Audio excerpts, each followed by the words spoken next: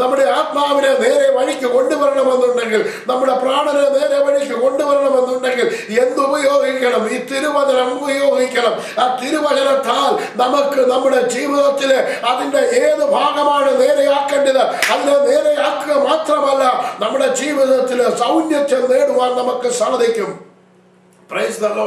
അതുകൊണ്ട് എന്നെ കേൾക്കുന്ന ദൈവജനമേ, ഇന്ന് പകൽക്കാലം നാം ഒരു കാര്യം ഓർത്തിരിക്കണം.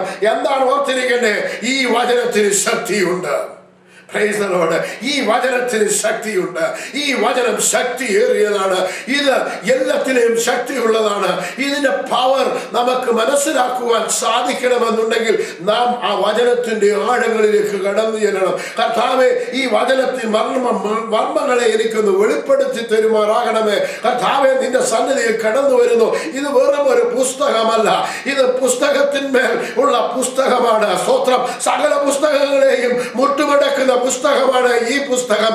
ഇത് ദൈവത്തിന്റെ വചനമാണ്. Praise the Lord. ഹല്ലേലൂയ. അനേകർ ഈ പുസ്തകത്തെ നശിപ്പിക്കുവാൻ നോക്കി. അനേകർ സ്തോത്രം ഈ വചനത്തെ ഇല്ലാതാക്കുവാൻ ശ്രമിച്ചു. സ്തോത്രം. സകലതും നശിച്ചു പോകും. എന്നാൽ കർത്താവിന്റെ വചനം പറയുന്നു അത് എന്നേക്കും നിലനിൽക്കുന്നതാണ്. Praise the Lord. പിന്നെ ഹൃദയത്തിലെ ചിന്തനങ്ങളെയും ഭാവങ്ങളെയും വിവേചിക്കുന്നതുമാകുന്നു. നമുക്കൊന്ന് ചിന്തിക്കാം. ഹൃദയത്തിലെ ചിന്ത, ഹൃദയത്തിലെ ഭാവം, ഇതിനെ എങ്ങനെ ആർക്ക് വിവേചിക്കുവാൻ സാധിക്കും? നമ്മുടെ ജീവിതത്തിൽ നാം ചിന്തിക്കുന്ന കാര്യങ്ങൾ, നിനയ്ക്കുന്ന കാര്യങ്ങൾ ദൈവത്തിന് ചെയ്തു തരുവാൻ സാധിക്കും. അതുകൊണ്ടാണ് എഫേസ്യ ലേഖനത്തിൽ നാം വായിക്കുന്നത്.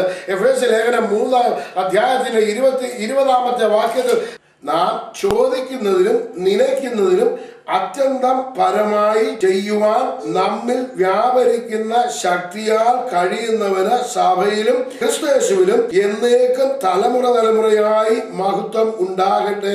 ആമേൻ.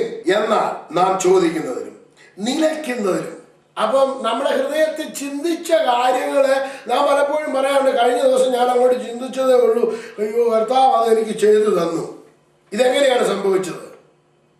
നാം ചിന്തിക്കുന്നതിന് മുമ്പ് നമ്മുടെ ചിന്തയിൽ വരുമ്പോൾ തന്നെ നമ്മുടെ കർത്താവിന്റെ ശക്തി നമ്മളിൽ വ്യാപരിക്കുന്നുണ്ട്.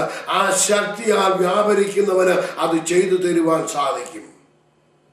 നമ്മുടെ ഹൃദയത്തിലെ ചിന്തനങ്ങളെയും ഭാവങ്ങളെയും അവൻ വിവേചിക്കുവാൻ ശക്തമേറിയതാണ്.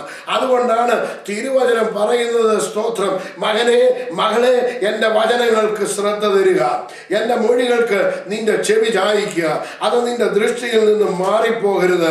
അവയെ കിട്ടുന്നവർക്ക് അവ സർവ്വദേഹത്തിനും സൗഖ്യമാകുന്നു എന്ന് തിരുവചനം പറയുന്നത്. സ്തോത്രം.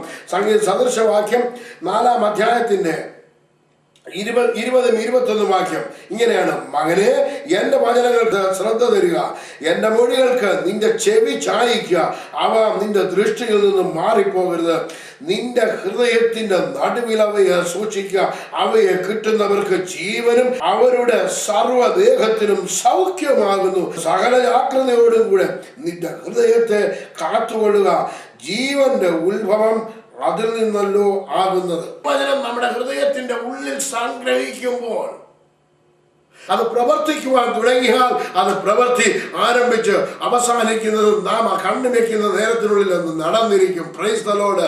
അത് ദൈവത്തിന്റെ സമയമാണ്. വചനത്തിൽ പറയുന്നു അത് ജീവനുള്ളതാണ്, അത് ചൈതന്യമുള്ളതാണ്, അത് ഇരുവായ്ത്തലമുള്ള വാളാണ്, അത് മൂർച്ചയേറിയാണ്, അത് പ്രാണനിൽ കടന്നു ചെല്ലും, അത് ആത്മാവിൽ കടന്നു ചെല്ലും, അത് സന്ധികളിലും മജ്ജകളിലും വേർവിടുവിക്കും വരെ തുളച്ചു ചെല്ലുന്നതാണ്. അത് മാത്രമല്ല, അത് ഹൃദയത്തിൽ കടന്നു ചെന്ന് ചിന്തിക്കുന്നതും പാപങ്ങളെയും വിവേചിക്കുന്നതാണ്. അതുകൊണ്ട് I believe in that word. രണ്ടാമതായി, ദൈവവചനം ഒരു കണ്ണാടിയാണ്.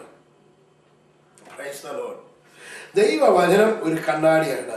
യാക്കോബിന്റെ ലേഖനം 1-ാം അധ്യായം 23-24 വാക്യങ്ങൾ. ഒരുത്തൻ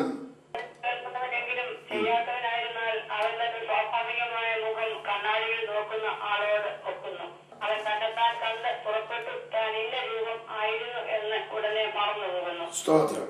ഒരുത്തൻ വചനം കേൾക്കുന്നവരെങ്കിലും ചെയ്യാത്തവനായിരുന്നാൽ അവൻ തന്റെ സ്വാഭാവിക മുഖം കണ്ണാടിയിൽ നോക്കുന്ന ആളിനോടൊക്കുന്നു.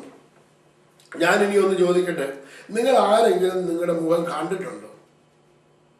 നല്ല ചോദ്യം അല്ലേ? എപ്പോഴും കാണുന്നതല്ലേ നിന്നോട് പറയും. നമ്മൾ ആരും നമ്മുടെ മുഖം കണ്ടിട്ടില്ല. നമ്മുടെ യഥാർത്ഥ മുഖം നമുക്ക് കാണാൻ ഒട്ടും സാധ്യവുമാകുകയില്ല. കാരണം നാം കാണുന്നത് നമ്മുടെ മുഖത്തിൻ്റെ ഒരു പ്രതിച്ഛായ കണ്ണാടിയിൽ കൂടി കാണുന്നു എന്നുള്ളതേ ഉള്ളൂ. നമ്മുടെ ശരീരത്തിൻ്റെ ഭാഗങ്ങളൊക്കെ നമുക്ക് മിക്ക ഭാഗങ്ങളൊക്കെ കാണാൻ സാധിക്കും. പക്ഷെ എന്നുണ്ടെങ്കിൽ പുറഭാഗം നമുക്ക് കാണാൻ സാധിക്കുന്നില്ല, നമ്മുടെ മുഖം നമുക്ക് കാണുവാൻ സാധിക്കുന്നില്ല. കാരണം അങ്ങനെയല്ല ദൈവം സൃഷ്ടിച്ചിരിക്കുന്നത്. കണ്ണ് കയ്യിലോ വേറെ എവിടെയോ ആയിരുന്നുണ്ടെങ്കിൽ നമുക്ക് അങ്ങോട്ടും ഇങ്ങോട്ടും ഒക്കെ മാറ്റി മറിച്ച് നോക്കാമായിരുന്നു. കണ്ണ് മുഖത്താണ് വെച്ചിരിക്കുന്നത്. Praise the Lord. സ്തോത്രം. നമ്മളിപ്പോൾ ഏത് പുരുഷനായാലും സ്ത്രീ ആയാലും നമ്മൾ വെളിയിലേക്ക് നടന്നു പോവുകയാണ്. ആരോ പറഞ്ഞു നിന്റെ മുഖത്ത് എന്തോ ഇരിക്കുന്നതെന്ന് ചോദിച്ചു. മുഖത്തിരിക്കുന്നത് എന്താണ്? അഴുക്കിരിക്കുന്നു എന്ന് പറഞ്ഞു കഴിഞ്ഞാൽ നമ്മൾ ഓടി എങ്ങോട്ട് പോകും? കണ്ണാടിയുടെ അടുക്കലേക്ക് ചെല്ലും. നമ്മുടെ മുഖത്തിരിക്കുന്ന അഴുക്ക് മാറ്റി അതിനെ ക്ലീൻ ചെയ്ത് നമ്മുടെ മുഖം ഭംഗിയുള്ളതാക്കി തീർക്കുന്നതിന് വേണ്ടിയാണ് നാം ഓടിപ്പോകുന്നത്. മറ്റുള്ളവർ കണ്ടാൽ പഠിക്കാത്ത രീതിയിൽ ആക്കുന്നതിന് വേണ്ടി.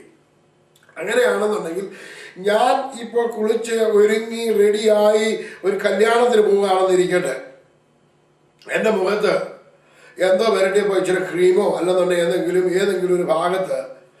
ഏതെങ്കിലും ഒരു ഭാഗത്ത് അല്പം കൂടുതലായിപ്പോയി.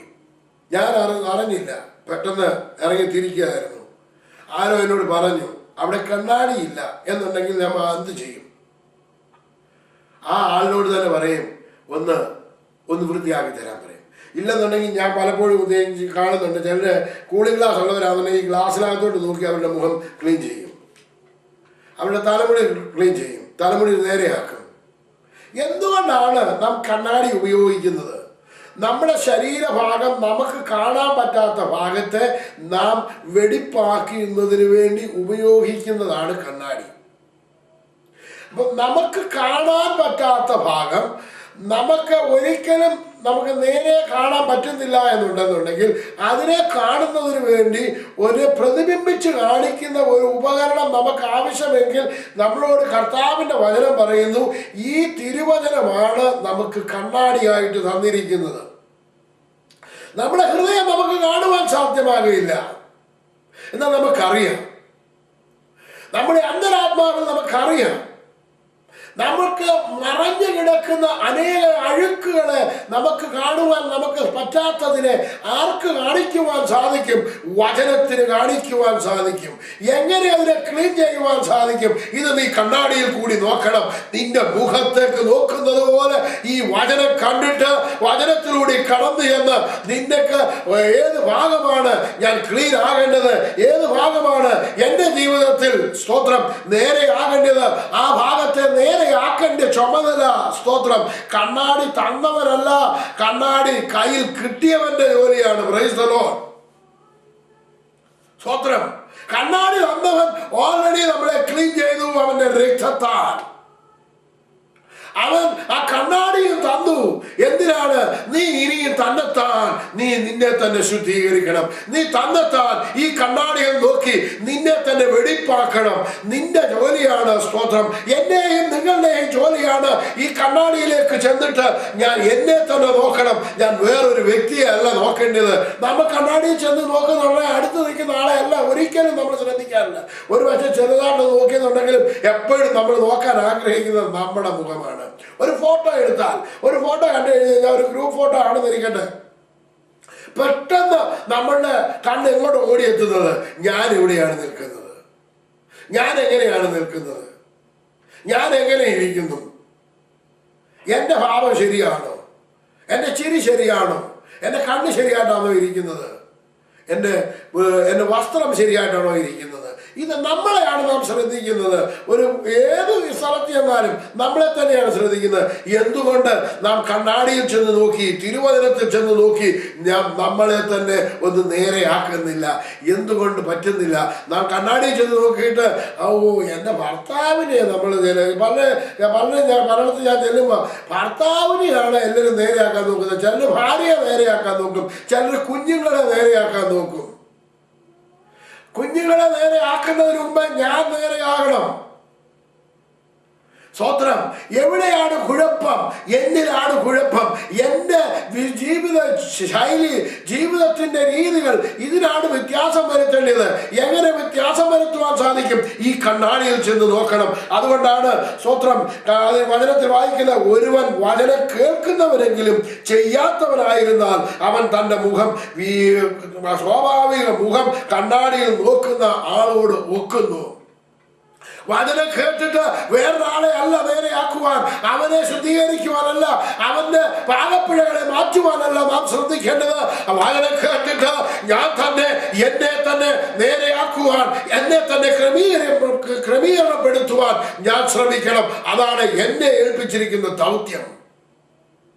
അതുകൊണ്ട് എന്നിലുള്ള മാലിന്യം മാറണമെന്നുണ്ടെങ്കിൽ, എന്നിലുള്ള അഴുക്കിനെ ഒക്കെയും മാറ്റി ഞാൻ വെടിപ്പും വിശുദ്ധിയുള്ളവരായി ഈ കർത്താവിന്റെ സന്നിധിയിൽ നിൽക്കണമെന്നുണ്ടെങ്കിൽ, ദൈവജനമേ, നാം ഈ വചനം കേൾക്കുക തന്നെ വേണം, ഈ വചനം പഠിക്കുക തന്നെ വേണം, ഈ വചനം വായിക്കുക തന്നെ വേണം.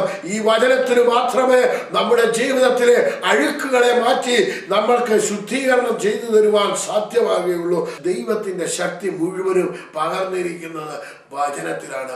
ആ വചനം നമ്മുടെ ഉള്ളിൽ നാം സംഗ്രഹിക്കണം, ഉള്ളിൻ്റെ ഉള്ളിൽ അതിനെ സൂക്ഷിക്കണം. അതിൽ നിന്നും ദൈവശക്തി പുറപ്പെടുവാൻ തുടങ്ങും. ദൈവശക്തിയുടെ രശ്മികൾ, ദൈവശക്തിയുടെ മാഹാത്മ്യം നമ്മളിലേക്ക് പുറത്തു വരുവാൻ തുടങ്ങും. നാം അതുകൊണ്ടാണ് കർത്താവിൻ്റെ വചനം പറയുന്നത്, രാവും പകലും നീ ഇത് ധ്യാനിച്ചു കൊണ്ടിരിക്കണം, എന്നാൽ നീ കൃതാർത്ഥനാകും. കണ്ണുകൾ അടയട്ടെ. ഇതുവരെയും രക്ഷിക്കപ്പെട്ടവർക്ക് ഈ പ്രാർത്ഥന പ്രാർത്ഥിക്കാം. ഞാൻ എന്നും പ്രാർത്ഥിക്കുന്നതാണ്. സ്തോത്രം. പരിശുദ്ധനായ ദൈവമേ, നിന്റെ ഏകജാതനായ പുത്രനെ ഈ ലോകത്തിലേക്ക് അയച്ചു.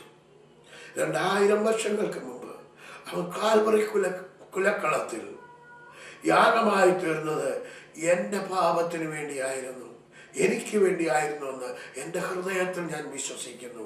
അവൻ മരിച്ചു, അവൻ അടക്കപ്പെട്ടു, 3-ാം നാൾ ഉയർത്തെഴുന്നേറ്റ് സ്വർഗത്തിൽ മഹിമയുടെ വലത്ത് ഭാഗത്തിരിക്കുന്നു എന്ന് എൻ്റെ ഹൃദയത്തിൽ വിശ്വസിച്ച് എൻ്റെ വായ് കൊണ്ട് ഏറ്റുപറയുന്നു.